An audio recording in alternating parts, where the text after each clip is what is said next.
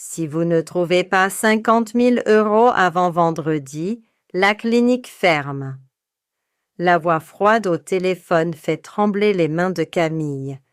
Elle regarde autour d'elle dans la petite clinique du village.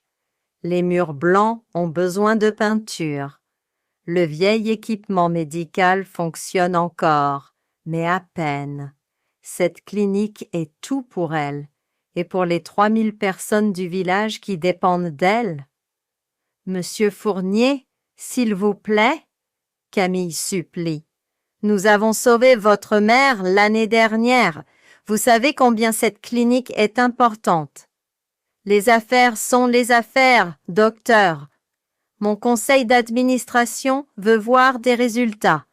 Une photo avec un donateur célèbre, peut-être? Quelque chose pour la presse? » Camille ferme les yeux. Elle a quitté l'hôpital prestigieux de Paris pour ça? Pour mendier? J'ai un contact, Fournier continue. Antoine Durand, le milliardaire de la tech. Il cherche une opportunité de relations publiques. Il vient demain. Le cœur de Camille coule. Antoine Durand. Elle connaît ce nom. L'homme qui a licencié 1000 employés par email. L'homme qui dit que les pauvres sont pauvres par choix. Docteur Moreau, vous êtes là? Oui, elle murmure. J'accepte. Elle raccroche et regarde la photo sur son bureau. Elle en blouse blanche à l'hôpital Saint-Louis à Paris. Ses collègues ont ri quand elle a démissionné. Tu es folle, Camille. Quitter un salaire de 100 000 € pour jouer au docteur de campagne? Mais ici, elle fait une vraie différence. Hier, elle a sauvé le petit Thomas de l'appendicite. La semaine dernière, elle a aidé Madame Boniface avec son diabète. Ces gens ont besoin d'elle. Son téléphone sonne encore. C'est Marie, son infirmière. « Camille, le fils de Madame Leblanc arrive. Il a eu un accident de tracteur. » Camille court. C'est ça, sa vraie vie. Pas les photos avec des milliardaires arrogants. Le lendemain matin arrive trop vite. Camille met sa meilleure blouse, celle sans tache. Elle attache ses cheveux bruns en chignon serré. Professionnelle, froide, comme à Paris. À 10 heures précises, 3 voitures noires arrivent. Camille respire profondément et sort. Antoine Durand descend de la voiture du milieu. Grand, costume à 10 000 €, lunettes de soleil qu'il ne retire pas. Il regarde la clinique comme si c'était une écurie sale. C'est... ça? Sa voix dégouline de mépris. « Bienvenue à la clinique Sainte-Marie », Camille dit, forçant un sourire. Il enlève enfin ses lunettes. Ses yeux gris scannent Camille de haut en bas. « Vous êtes le docteur? Vous semblez... jeune. »« J'ai 32 ans et 8 ans d'expérience, monsieur Durand. » Il se tourne vers un homme plus âgé qui sort de la voiture. « Pascal, tu penses que ça vaut le déplacement? » Pascal, cheveux gris et sourire faux, hausse les épaules. « Les photos seront bien pour ton image, Antoine. »« Alors faisons vite, j'ai un rendez-vous à Lyon cet après-midi. » Camille serre les poings. Pour sa clinique, pour ses patients. Elle peut supporter ça. Ils entrent. Antoine grimace au sol carrelé fissuré, aux chaises en plastique dans la salle d'attente. Madame Petit, 80 ans, attend avec sa canne. « Bonjour, docteur. » Elle sourit. « C'est votre nouveau petit ami ?» Antoine ricane. Camille rougit. « Non, Madame Petit, c'est un visiteur. » Dommage, un beau garçon comme ça. « Commençons les photos. » Antoine ordonne, ignorant la vieille dame. Le photographe commence. Antoine pose avec un stéthoscope qu'il tient à l'envers. Il sourit faussement près d'un enfant qui pleure. « C'est ridicule !» Camille marmonne. « Pardon ?» Antoine se tourne vers elle. « Rien. »« Non, dites-moi, qu'est-ce qui est ridicule? Vous voulez la vérité ?» Camille croise les bras. Vous tenez ce stéthoscope comme quelqu'un qui n'a jamais touché un patient. Vous souriez pour les caméras, pendant que de vraies personnes souffrent. C'est ça qui est ridicule. Le silence tombe dans la clinique. Le photographe baisse son appareil. Pascal tousse nerveusement. Les yeux d'Antoine deviennent glaciales. Vous savez qui je suis? Un homme riche qui joue au docteur pour redorer son image. Je suis l'homme qui peut sauver ou détruire cette clinique avec un seul appel. Alors faites-le! Camille explose. Détruisez tout, comme vous avez détruit les emplois de 1000 personnes. Au moins, je pourrai me regarder dans le miroir. Antoine ouvre la bouche pour répondre quand Pascal s'effondre soudainement. Pascal! Antoine se précipite vers son mentor. Camille passe immédiatement en mode médecin. Écartez-vous! Elle s'agenouille près de Pascal. Du sang coule de sa tête. Il a heurté le coin de la table en tombant. Qu'est-ce qui se passe? Antoine panique. C'est la première fois que Camille voit de la vraie émotion sur son visage. Trauma crânien. Marie, apportez le kit d'urgence. Camille examine Pascal. Pupille dilatée. Pouls rapide. Il a besoin d'un scanner cérébral. L'hôpital le plus proche est à 50 kilomètres. Alors on y va. Antoine sort son téléphone. Non. Camille vérifie les signes vitaux. Il ne peut pas voyager maintenant. C'est trop risqué. Je dois le stabiliser ici. Ici, dans cette clinique de village? Cette clinique de village va sauver sa vie. Marie, préparez la salle 2. Pendant 3 heures, Camille travaille. Elle nettoie la blessure, fait des points de suture, surveille les signes vitaux. Antoine reste dans le coin, silencieux pour la première fois. Pascal ouvre finalement les yeux. Où suis-je? Vous êtes en sécurité, Camille dit doucement. Vous avez eu un accident. Comment vous sentez-vous? Ma tête? Il regarde autour. Antoine? Je suis là. Antoine prend la main de Pascal. Camille remarque que ses mains tremblent. Vous avez une commotion cérébrale sévère, Camille explique. Vous ne pouvez pas bouger pendant au moins 2 semaines. Pas d'avion, pas de voiture. 2 semaines? Antoine proteste. C'est impossible. Nous avons des réunions, des contrats. Votre mentor a besoin de repos complet. C'est ça ou risquer des dommages permanents au cerveau. Pascal essaie de se lever et grimace. La pièce tourne. C'est normal, vous devez rester allongé. Antoine sort de la salle, téléphone à l'oreille. Camille l'entend annuler des réunions, réorganiser des rendez-vous. Pour la première fois, elle voit qu'il se soucie vraiment de quelqu'un. Le soir tombe. Pascal dort. Antoine revient, l'air épuisé.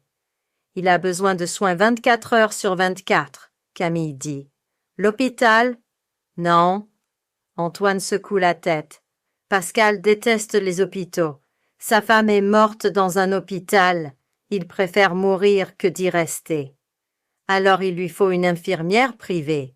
Quelqu'un doit surveiller ses symptômes neurologiques. Antoine la regarde. Vous? Pardon? Vous venez avec nous. J'ai loué un château à 20 minutes d'ici. Vous surveillez Pascal jusqu'à ce qu'il aille mieux. Je ne peux pas quitter ma clinique. Combien? Antoine sort son chéquier. Ce n'est pas une question d'argent. 100 000 € pour 2 semaines. Camille reste bouche bée. C'est assez pour sauver la clinique, pour acheter du nouvel équipement, pour embaucher un autre médecin. Mes patients. Le docteur Bertin du village voisin peut les couvrir. J'ai déjà appelé. Il accepte. Camille regarde Pascal qui dort, puis Antoine, dont le masque arrogant a craqué, révélant quelque chose de plus humain. D'accord, mais à mes conditions. Qui sont? Je rentre vérifier la clinique tous les jours, et vous arrêtez de me parler comme à une servante. Antoine hésite, puis tend la main. Marché conclu, docteur Moreau. Ils se serrent la main. Au moment où leurs peaux se touchent, quelque chose passe entre eux. Un courant électrique qu'ils ignorent tous les deux. Dehors, la première voiture noire attend. Camille monte, se demandant dans quoi elle s'embarque. Le château domine la vallée comme un géant de pierre. Camille n'a jamais vu tant de luxe. Des lustres en cristal, des tableaux qui coûtent Naro plus que son salaire de 10 ans, des domestiques qui s'inclinent. La chambre de Pascal est à l'étage, Antoine indique, la vôtre est à côté. Camille installe son patient. Pascal ne reconnaît pas Antoine par moment, répète les mêmes questions. Normal pour une commotion, mais inquiétant. Qui êtes-vous? Pascal demande pour la 5e fois. Je suis le docteur Moreau. Vous avez eu un accident. Où est Marie? Qui est Marie? Camille regarde Antoine. Sa femme. Elle est morte il y a 10 ans. La voix d'Antoine se brise légèrement. Cette nuit-là, Camille ne dort pas. Elle vérifie Pascal toutes les heures. À 3 heures du matin, elle trouve Antoine dans le salon, regardant le feu. « Vous ne dormez pas ?» elle demande. « Je pourrais vous dire la même chose. » Il verse 2 verres de cognac. « Asseyez-vous. » Il reste silencieux un moment. Le feu crépite. « Pascal est comme un père pour moi, » Antoine dit finalement. « Mon vrai père est parti quand j'avais 5 ans. Pascal m'a tout appris sur les affaires. C'est pour ça que vous tenez tant à lui. Il est la seule personne qui me voit comme Antoine, pas comme un compte en banque. » Camille comprend soudain la solitude derrière l'arrogance. C'est difficile de faire confiance quand tout le monde veut quelque chose de vous. Antoine la regarde, surpris. « Exactement. Comment vous savez? » J'ai quitté Paris pour ça.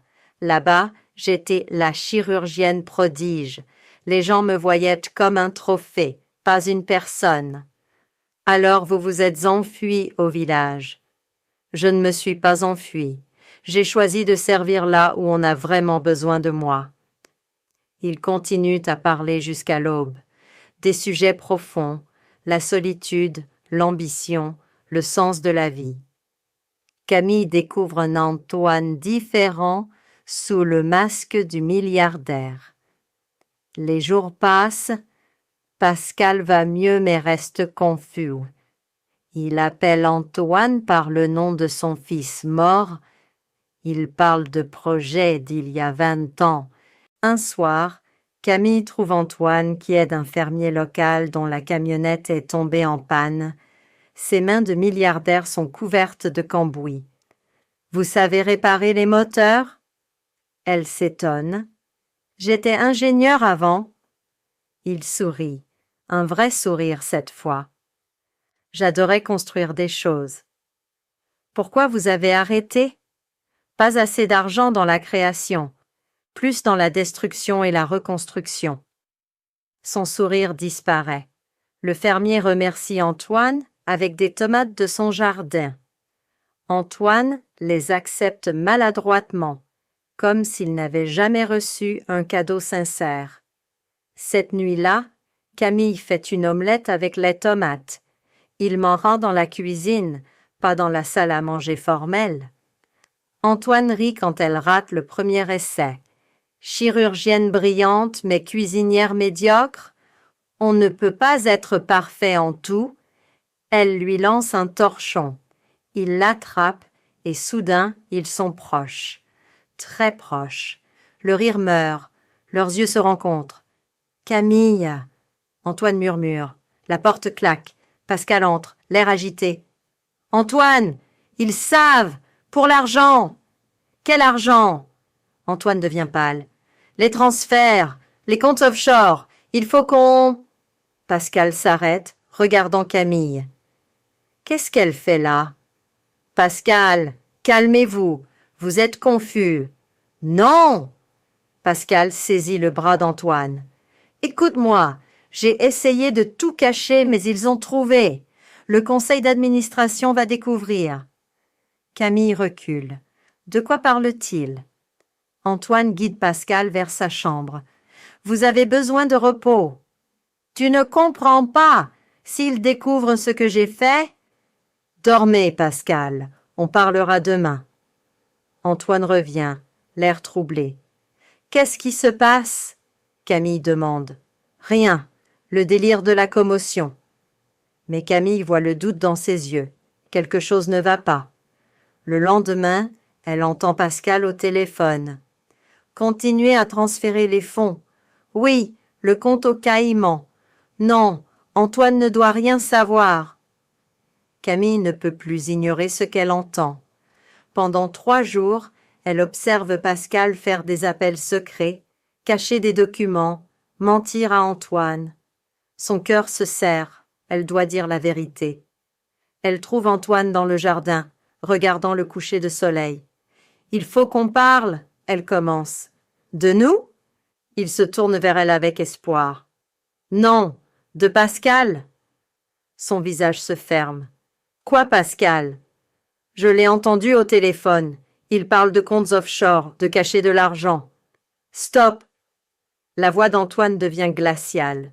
Pascal est malade. Il ne sait pas ce qu'il dit. « Antoine, écoutez-moi. Je pense qu'il... » Vous pensez? Il se lève brusquement. Vous connaissez cet homme depuis 2 semaines et vous pensez le comprendre mieux que moi? Ce n'est pas ça. C'est exactement ça. Antoine explose. Vous êtes comme tous les autres. Vous voyez l'argent et vous inventez des histoires. Je n'invente rien. J'essaie de vous protéger. Me protéger? Il rit amèrement. La petite docteure de campagne veut protéger le grand méchant milliardaire? Les mots frappent Camille comme des gifles. Vous savez quoi? Oubliez tout. Oubliez nos conversations, nos moments ensemble. J'ai cru voir quelqu'un de bien sous votre masque, mais j'avais tort. Enfin, vous comprenez? Il n'y a rien de bien en moi. Demandez aux 1000 personnes que j'ai licenciées. Continuez à vous punir tout seul. Je rentre à ma clinique. Parfait. Partez. C'est ce que tout le monde fait de toute façon.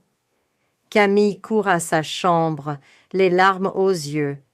Comment a-t-elle pu tomber amoureuse de cet homme impossible? Elle fait ses valises quand son téléphone sonne.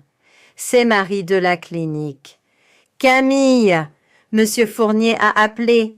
Si vous ne revenez pas avec une grosse donation demain, il coupe tous les fonds. » Le cœur de Camille s'effondre. Sans l'argent d'Antoine, la clinique est perdue. En bas, elle entend des cris. La voix d'Antoine, brisée. « Pascal, qu'est-ce que tu as fait ?» Elle hésite. Ce n'est plus son problème. Mais... Elle descend doucement. Dans le bureau, Antoine est effondré devant l'ordinateur de Pascal. « 50 millions, il murmure. « Tu as volé 50 millions. » Pascal est assis, la tête dans les mains. « Je peux expliquer. »« Expliquer? Tu as détruit ma compagnie. Mon nom. Tu as tout. » Pascal craque. « Né riche, devenu plus riche. Et moi, 40 ans à tes côtés, toujours dans ton ombre. Tu étais mon mentor, mon père. J'étais ton employé. » Pascal se lève, chancelant. « Tu sais ce que ça fait de voir son élève devenir milliardaire pendant qu'on reste salarié ?» Antoine semble vieillir de 10 ans. « Alors tu as décidé de me détruire. »« Je voulais juste ma part, mais ça a dérapé. Les faux comptes, les mensonges au conseil d'administration. Ils vont me tenir responsable. Je perds tout. » Pascal sourit cruellement. « Maintenant tu sais ce que ça fait d'être comme nous, les gens normaux. » Antoine voit Camille dans l'embrasure. Ses yeux sont morts. « Vous aviez raison. » Il dit simplement. « Je suis désolé. » Antoine, J'ai un avion à prendre. Il faut que j'essaie de sauver ce qui reste. » Il passe devant elle sans la regarder. Pascal ricane. « Au fait, docteur, puisqu'Antoine ne peut plus payer, j'annule aussi le financement de votre petite clinique. Considérez ça comme mon cadeau d'adieu. » Camille reste seule dans le grand château vide. Dehors, elle entend les voitures d'Antoine partir. Elle a tout perdu. La clinique, Antoine, l'espoir. Son téléphone sonne. C'est le maire du village. « Docteur Moreau, j'ai une mauvaise nouvelle. Sans financement, nous devons fermer la clinique dans 48 heures. » Camille regarde par la fenêtre. Les lumières du village brillent en bas. Tous ces gens qui comptent sur elle. Elle essuie ses larmes. Elle ne peut pas abandonner. Pas maintenant. 6 semaines passent. Camille travaille jour et nuit pour garder la clinique ouverte. Elle vend sa voiture, ses bijoux de famille. Les villageois organisent des collectes de fonds. Madame Petit donne ses économies de retraite. « Prenez ça, docteur, » la vieille dame insiste. « Vous m'avez sauvé la vie 3 fois. C'est mon tour de vous aider. » Mais ce n'est pas assez. Dans 2 jours, la clinique ferme. Camille soigne un enfant avec de la fièvre quand Marie court dans la salle.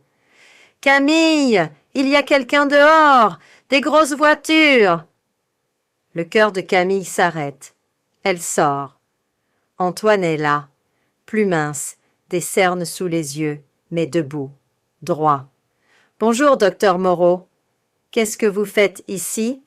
Je suis venu m'excuser et réparer mes erreurs. C'est trop tard. La clinique ferme après-demain. » « Non. » Il sort un document. « J'ai racheté toutes vos dettes. La clinique est sauvée. » Camille ne peut pas parler. Ses jambes tremblent. « Mais Pascal a dit que vous aviez tout perdu. » « J'ai perdu ma compagnie, mais j'ai découvert la fraude à temps pour sauver mes comptes personnels. J'ai vendu mes maisons, mes voitures, mes tableaux. Il me reste assez. » « Pourquoi ?» Sa voix se brise. « Pourquoi faites-vous ça ?» Antoine s'approche. « Parce que vous aviez raison. Surtout, sur Pascal, sur moi, sur ce qui compte vraiment. Ces 6 semaines ont été les pires de ma vie. » Antoine. « Laissez-moi finir. J'ai témoigné contre Pascal. Il va en prison. J'ai perdu mon entreprise, mais j'ai gardé mon honneur. Grâce à vous. » Les larmes coulent sur les joues de Camille. « Je suis désolée de ne pas avoir trouvé une meilleure façon de vous le dire. Vous avez essayé, je n'ai pas voulu écouter. » Il prend ses mains. « J'ai passé 6 semaines à penser à vous, à nous, à ce que j'ai détruit par ma stupidité. Il n'y avait pas de nous, juste 2 personnes très différentes qui sont tombées amoureuses. » Antoine termine. « Parce que c'est ce qui m'est arrivé. Je suis tombé amoureux de vous, Camille, de votre courage, votre compassion, votre façon de me tenir tête. Antoine, nos mondes sont trop différents. Alors je change de monde. » Il montre le village. « J'ai loué une maison ici. Je vais utiliser ce qui me reste pour créer un fonds de soutien aux cliniques rurales. Recommencer. Construire au lieu de détruire. Vous, vivre au village, si vous voulez bien de moi. » Sa voix devient vulnérable. « Je sais que je ne mérite pas une seconde chance, mais je vous aime, Camille, vraiment. » Camille regarde cet homme qui a tout perdu et qui choisit de recommencer, qui a vendu ses possessions pour sauver sa clinique, qui admet ses erreurs. « Le loyer est cher au village, » elle dit finalement. « Combien ? » « Un dîner par semaine chez moi, et vous apprenez à tenir un stéthoscope correctement. » Le visage d'Antoine s'illumine. « C'est tout ? Et vous aidez à repeindre la clinique. Ces murs sont horribles. » Il rit, la prend dans ses bras et la fait tourner. Les villageois sortent pour voir. Madame Petit applaudit. Je savais que c'était votre petite amie. Cette fois, Camille ne corrige pas. 6 mois plus tard, la clinique est transformée. Nouveau matériel, murs frais, 3 docteurs de plus. Antoine travaille sur un projet d'ingénierie médicale dans le sous-sol, des équipements moins chers pour les cliniques rurales.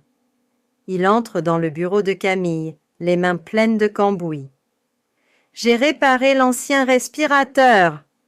Elle l'embrasse, ignorant la graisse. « Mon génie !»« Ton génie sale !» il corrige. « C'est comme ça que je t'aime !» Dehors, le village vit. La clinique prospère. L'amour a transformé 2 cœurs orgueilleux en quelque chose de plus beau. Parfois, perdre tout nous permet de trouver l'essentiel. Pour Antoine et Camille, l'essentiel était simple, l'un l'autre. Merci d'avoir regardé. N'oubliez pas d'aimer et de partager cette vidéo. Cliquez dessus pour apprendre un nouveau mot français avec un verbe.